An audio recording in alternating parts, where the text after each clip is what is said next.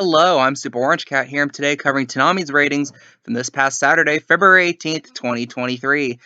Let's start with really what little is there this week, with My Hero Academia at a .08 and the Injustice film event at a .06.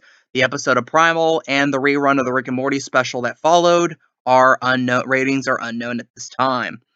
So this is kind of notable because, as far as I'm aware, this is the lowest My Hero Academia has ever rated on Toonami. And again, especially when you get a little bit warmer, at least where I am, the weather was a bit warmer this past Saturday, alongside the fact that I think it was a big UFC night. I could have been wrong on that. And usually that takes away from the ratings of Toonami. But again, and also I kind of want to go a little bit into last week's ratings because they were wild, as in the weirdest ratings I've ever seen. I forgot the exact numbers, but I can tell you which of the four premieres had the highest to lowest ratings. Not this past Saturday, but the one before February 11th. The highest rated show was One Piece.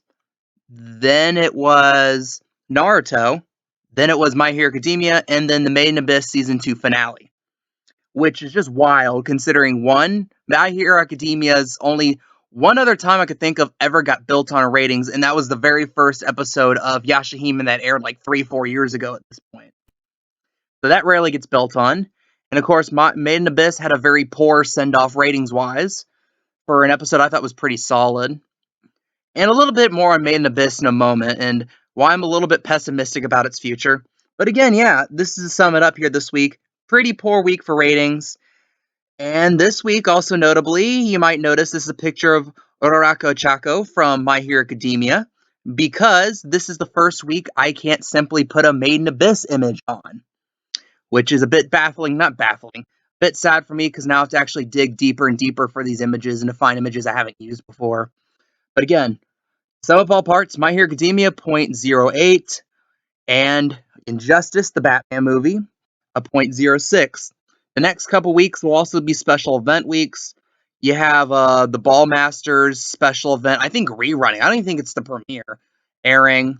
You have a couple other weird new things airing also on this next Saturday night. And then the Saturday after that, March 4th, you have the Toriko crossover special, which is its own weird rabbit hole.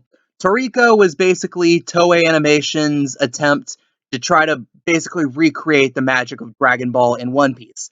The fact that most of you have probably never heard of it tells you that the fact that it didn't end up nearly as successful as Dragon Ball One Piece. And they thought, hey, if we can share screen, we get Luffy, we can get Goku, and share the screen with these characters in the show. Maybe this will attract people to it.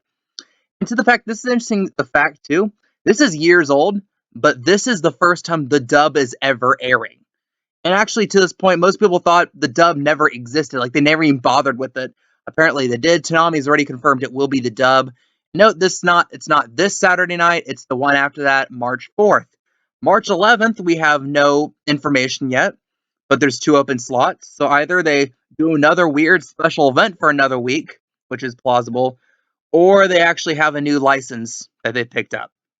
Of Toonami's budgetary issues, exacerbated by Warner Brothers Discovery's takeover.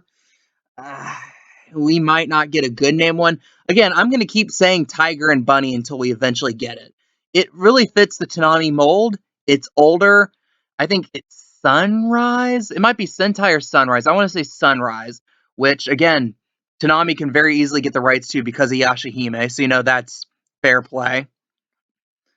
And again, I'm still thinking eventually they're going to start rerunning the Fully Cooley sequels to prepare us for Fully Cooley Grunge and Fully Cooley Shoegaze coming up later this year.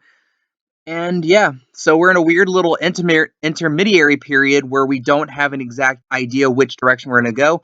All we know is that My Hero Academia is up front because, again, cash cow. Impressively, after all this time, still one of the biggest anime in the United States. I have another story for a fun little day about when some of my friends went to Dragon Con in like 2018 and how almost everyone cosplayed as My Hero Academia characters. But I digress. Interesting ratings night, as in more interesting in a bad way than good way. The last few weeks beforehand, we usually got pretty decent ratings. But unfortunately, this past week was not the case.